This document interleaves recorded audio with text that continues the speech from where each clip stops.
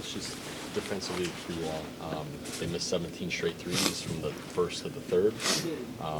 Started to sort of make them have to go inside. And I guess just what was the plan to start, and was that it to sort of make them get off the line and try to attack inside? To be honest, that's a hell of a stat, bro. I didn't. When you play in the game and when you're in the war and in the fight, you don't really feel them missing 17 straight, right? So it was good defense for us, but I think when play a team like this, they do a lot of dribble penetration, get you to help a lot for their swing threes and things like that. So I think trying to get them to play inside of the arc was a big emphasis, but I think kind of as the game went on, we had a little slippage, right? They get a couple shots, transition threes, things like that. So I think the best thing about the game is that we have so much film to watch and to grow from that it's a plus for us. Obviously, no more victories, but we have so many things that we can just grow from this game in particular to get better as the season grows. So I think the biggest thing was just, like you said, man, just trying to make them play inside the arc. Obviously, they get up, some games, 50, 63, so that can really hurt you. Was a big part of that also rebounding, to limit to one possession, one miss?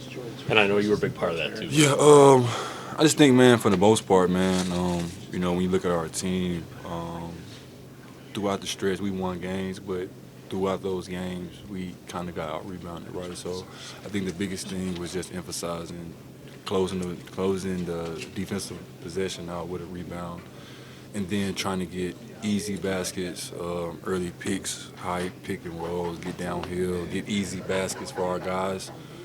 And then win the game. Obviously, we didn't win, but so much more that we can grow from the game. You guys have been in the game with them 3 times. You haven't won one, obviously. Mm-hmm. But what does it kind of say about you guys that you can compete with the Celtics? Maybe it says nothing. Like, if it maybe doesn't mean anything if you don't win. But, like, the fact that best team in the league, defending champs, like, you guys have been able to stay with them pretty much all 3 of those games. I mean, we the Milwaukee Bucks too, though. We got swag and confidence too. So obviously they're coming off a championship and it's hot, and obviously they're champs, but in our regard too, we're champs too. So we know how to win. We know how to, obviously get to the next level. But in the playoffs, you play against great teams, and throughout the regular season, you get these in-season matchups to see where you stack up at. And sometimes you win the game, sometimes you lose, but throughout the war, you find, things that you can get better at.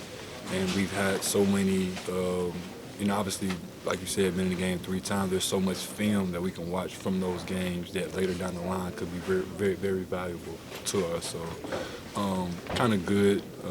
Hate that we lost, but like I said, so much that we can learn from it.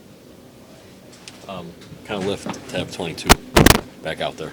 Huh? What kind of lift was it to have 22 back out there? Yeah, obviously I love playing with him. I think we all do. I think it's fun to see him progress and get to the point to where he feels comfortable coming to hoop.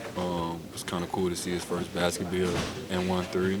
I celebrated, so it's fun. Happy we got our guys and our team, and now we can start growing these last, 60 games left. These last 60 games, start growing together, fine-tuning how we want to play, what our makeup is, what our identity is, and go from there. I think it's critical that everybody locks in on what they need to do on a nightly basis, because obviously every night we're going to need everybody. So whatever you do well, whatever you do, bring it, and let's try to stack up these dubs.